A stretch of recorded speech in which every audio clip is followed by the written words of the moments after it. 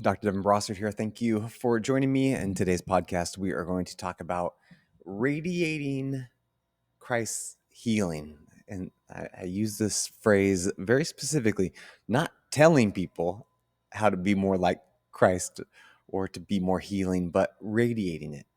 And because as we've talked about in previous podcasts, we've talked about how simply balancing the neuroanatomy, people will become more Christ-like. In fact, that's when you look at neuroanatomy textbooks, activations of the prefrontal cortex literally just describes the attributes of Jesus as a person. And when you are around somebody that is in a balanced neurological state, they become healing. And when you're around somebody that is an imbalanced neurological state, the opposite is true also. They've done countless studies with this on rats where they've shown that the stronger rat will affect the weaker rat.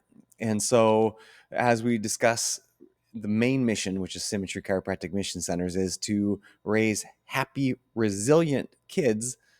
It's not kids that go around being judgy, telling everybody how they live, but literally kids that are so strong that radiate healing that they become a healing force to other people, and then those people around them then also then start to take back control of their lives. Okay, so how early does this imbalance start? Knowing that an imbalanced brain is going to be destructive and a balanced brain will be constructive. Well, there's rapid increase in myelinated vagal fibers from 24 weeks of gestation, with the greatest increase observed from 32 weeks to 6 months postpartum. So, in the womb, that baby's neuroanatomy is developing. And what does this mean in layman's terms? Well, what it means is how quickly a baby, then child, then teenager, then adult, can calm their body down. Prefrontal cortex is the healing part of the brain. The vagus nerve is the highway for that information to be traveled to the body. So a baby, for example, that has birth trauma and their upper neck gets immobilized and then it interferes with that vagus nerve, what that baby will be is a colicky baby, because that baby will never get the signals to its body that has what it needs. So babies cry to communicate that they need something, food, to be held or to be changed. And then once they get that thing that they need, they feel calm because of the vagus nerve, and then they go to sleep. That's why babies sleep so much, because they're developing so much. They're resting, digesting, developing. But a blocked vagus nerve baby, oh, that baby is upset. They have a difficult time nursing. They're typically constipated. But when you adjust those babies very gently, the most butterfly kiss thing, like testing the ripeness of an avocado, the babies, as soon as you restore the connection that with that vagus nerve, babies instantly go to sleep. And they typically poop also. They just go and then they pass out. And we had one mom that this mom came in, big dark circles under her eyes, and she has this 8-month-old baby. She doesn't ever sleep. She's never slept more than 20 minutes at a time. And within one adjustment, that first adjustment, that baby went and slept for 5 hours. She said she just drove around. And then after months of care, she says to us, she said, "This is the first time I knew my baby loved me. I thought my baby didn't love me."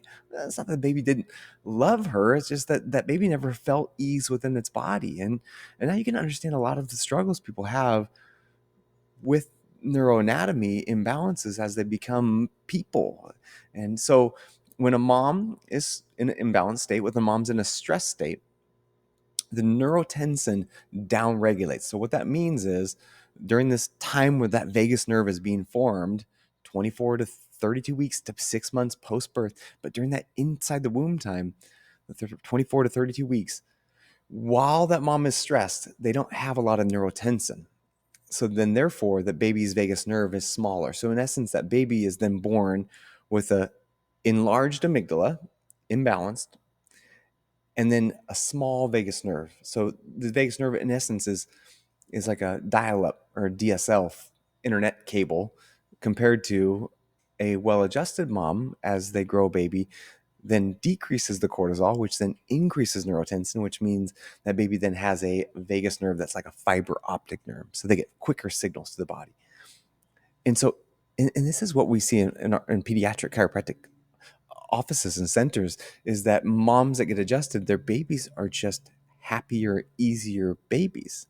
So how about that? How about that for a strategy of starting to radiate Christ's healing ability, where we grow kids in moms that are well adjusted so they come out with a greater capacity to be balanced. And if it's too late, okay, gosh, you have a colicky baby, that's rough, and it's not your fault, by the way. It's not your fault. It's not your fault. I don't know how many times I need to say that. And the two things, the most common phrases that people need to hear is that it's not your fault, and you matter a lot, because you are a vessel that can radiate Christ's healing if you're in a well-balanced, restored state neurologically and physically. So still up to 6 months post birth, that baby's vagus nerve is then growing. So you can continue, you can catch them up in essence after they've been born. And then that child will now be a happier, more resilient child just from doing that. So if someone was just going to get adjusted during pregnancy, that would be pay dividends for the rest of that child's life, for the rest of their life. So then the question oftentimes that people have is like, well, how long does it take to restore this balance? Well, it all depends. And like I like to, in our center, what we do is I meet with somebody, we do a consultation, we figure out what someone's goals are, and then they then get reset in one of our centers, get that vagus nerve functioning again, start to restore balance within the brain, within the body, and then I actually check in with them on a regular basis, because really the goals change. And initially when it's like, okay, well, how long does it take to accomplish what, right? And that thing, as the neurology balances out, then changes. So that is the biggest factor. How long does it take? Well, it depends on what your goals are. And the second area is what level of sin, of synthetic, inactive, negative environment. Okay, so a baby whose mom was under a massive amount of stress, maybe got loads of medications, was in bed, bedridden, put on bed rest, that was surrounded by a team of people that were like, oh gosh, this is scary and everyone's gonna die, and that mom then births the baby, and the baby has a C-section, or they're where they're pulled out by their head, and or the forceps or vacuum, and then that baby's then put in NICU, and the baby's then injected with a bunch of vaccinations. That baby's gonna take a different amount of time to restore balance and regain resiliency compared to a mom that was adjusted throughout the pregnancy, who manages the level of her synthetic, inactive, and negative environment, and then has a home birth or a midwife birth, and then that baby story is different. Okay, so it all depends on the level, and it doesn't really actually. And if you're sitting there and be like, gosh darn it, I got these things stacked against me. Here's the thing: better is better. Again, this is your story, is your story. You only know what you knew up to this point. And so there is no shame intended on this, because again, our job is, as I'm giving you information, is then you can regain balance within yourself, and then to share with other people. And which then leads to the third, which is the length of time each one of those factors are involved. Because of a baby that's born in distress, that then is medically managed through stress, that then is given several diagnoses, and they have all this narrative within themselves, and that's a long time. That takes longer to then balance. Doesn't mean that better isn't still better, but it just takes time. It takes longer time. And then it just depends on the level of restoring that balance. So there's centers that we have where people go in and they get adjusted daily or 3 times a week, and make slow and steady progress that way, versus an intensive experience where we have intensive centers in the Dominican Republic and also in Arlington, where it's multiple adjustments, and even an hour is completely immersed in nature. And that then has a compounding effect on the healing, which then is basically a lot of it's like a laser of change that happens within someone's body. And and we've seen and respect everyone's choices, whether they're someone that wants to fly to the Dominican Republic and then go through an intensive experience, or someone that wants to do slow and steady. It depends on the person, and depends on their goals. And that's why we set the very first visit to be the conversation and the consultation, so I can understand what's important to you. It doesn't matter what's important to me. I'm just here to help, and that's the way that I best serve in radiating Christ's life is finding out each individual person's story, so I can best support each individual family and their kids that they're wanting to raise to be healthy, happy, resilient, naturally. But we had Davis. This is actually my little bigger brother. He's younger than me by 6 years, and he's taller than me by a lot. I'm 5'7", he's 6 something.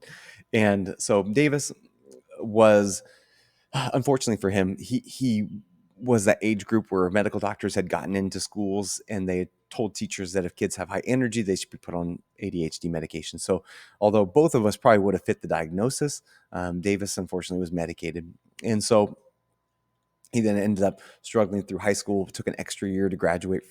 And then he ended up going into the military. His aptitude scores were not great, so he was military police, then served in our military armed forces, did multiple tours at war, and came back after 8 years of service, PTSD, um, eating and alcohol addiction, gained 87 pounds.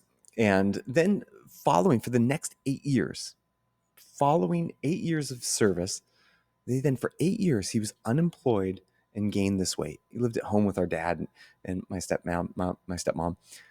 And I called him one day after we spent our life savings to purchase the Dominican Republic property, Symmetry Oasis. And I said, hey, and I just knew there was something healing about this place. It's like the Garden of Eden. And I said to him, Davis, like, are you really actually happy right now? And he's a tough military guy, so I was expecting him not to answer me honestly, but he's like, no. And then my second question was, well, are you ready for an adventure then? He goes, yes. So he got a passport and we sent him down to the Dominican Republic. And then he was our very first neurointensive person because I adjusted him multiple times a day and then had him immersed in nature. And he ended up losing 57 pounds. This is his post picture afterwards. And he ended up, again, unemployed largely for 8 years. The week he got back to the United States, he had an interview set up with Amazon. When he got back, he interviewed. He got a $3,000 signing bonus. He then got his own car, and then within 6 months was in his own apartment and has been living gainfully employed since then. And this is almost 2 years ago now. And so again, back to the raising happy, resilient kids. Davis was basically a kid. He'd been locked and hadn't developed from his childhood. And so we're even with how much trauma he had, he could still restore balance and have a happy, resilient, productive life. And then Julia's was one of my favorites because during the pandemic, all the mandates hit her so hard. She went into what's called a complete shutdown with dysautonomia, which meant she just could not eat, would pass out randomly, and was put on the feeding tube for 2 weeks. And then following this, ended up going through and at the center with a slow and steady approach, making a full recovery, gaining back weight. And her brother, this was a heck of a time for their family. Her brother ended up crashing a car and like flipped it, landed on railroad tracks, and was in the hospital, pronounced dead multiple times, resuscitated back to life. And his mom sat by his bed, and they told her, this man will have, he was a high schooler at this point, this young man will be permanently disabled forever mentally. There is no way he recovers from this. So here's the services, contact them. You're going to have to set up in-home care, and he's going to need someone forever. And she took him from the hospital to my office in Arlington. And then we started adjusting him every single day. And he has made a full recovery, graduated from high school, and very much like me, ended up restoring his long-term memory and then being able to implement strategies for his lost short-term memory. So this is why Michael's close to my heart, because again, from, how do you know you've healed? How do you know you're now radiating Christ's healing? When the thing that broke you is now the thing that you can use to help other people and redirect lives. And that's where Michael was. So How do we radiate Christ's healing? It, we just stop the spread. If we approach this from what it is that neurological imbalance, brain imbalance, turns us into the Walking Dead. The Walking Dead only know how to convert other people into the Walking Dead. So it starts with yourself. It starts to saying, I'm going to start a new life. I'm going to stop this spread within myself. And you matter. You matter so much because your level of neurological balance, body balance, brain balance is going to directly impact those around you. Anyone that you're in charge of, your children, anyone that you care for or care about, you are going to be impacting. And so when you can balance your neuroanatomy, you become healing. And then it's stop the spread of the Walking Dead to your family because every single person in the family matters. And oftentimes what happens is, dads don't believe in XYZ, whether it is chiropractic care or anything, right? They get in this protection mode. And here's the thing that I would say. I believe in the healing power of Christ, but you don't need to. Your husband doesn't need to. He doesn't need to believe in it because it doesn't matter. Because when we do what we do, when we restore balance to the brain and to the body by activating that vagus nerve with a chiropractic adjustment, that belief that we have in what we do is strong enough to then affect other people. And that's the thing. People sometimes will say, well, I don't believe in it. It doesn't matter. Does it work better if you do? Yes, because it changes the narrative within the orbitolateral prefrontal cortex faster. You're not fighting against that old software that's programmed into our brain, but you don't need to. In fact, the thing that is the most common is oftentimes we get in this mode of like, well, they need to believe in order to then receive, right? Well, they just don't believe in it, so therefore they don't do this. And that's where it takes caring more for them than they care about themselves. Because when they are in protection mode, saying, I don't believe in this, I'm not going to do this, really, they're just trying to hold on. They're holding on because that neurological imbalance stuck in protection mode. And here's what ends up happening.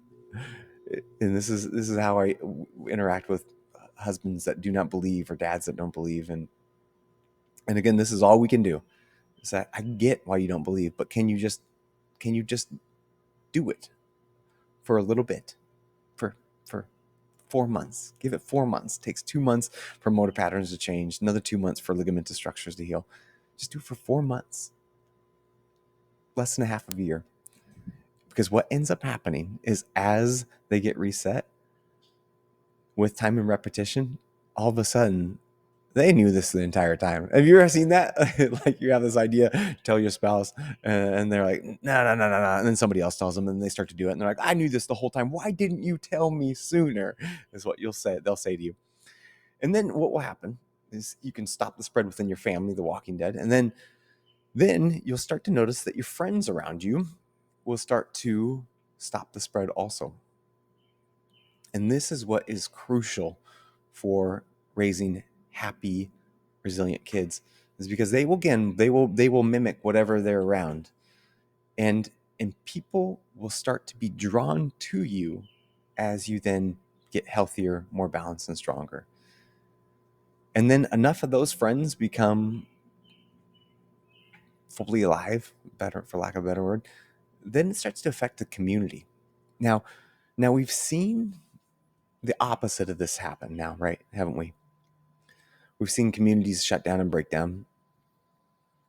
We've seen friendships in my own circle, as I talked about in previous podcasts during the pandemic, how all my friendships broke down as people then struggle with addiction, mental health, imbalance.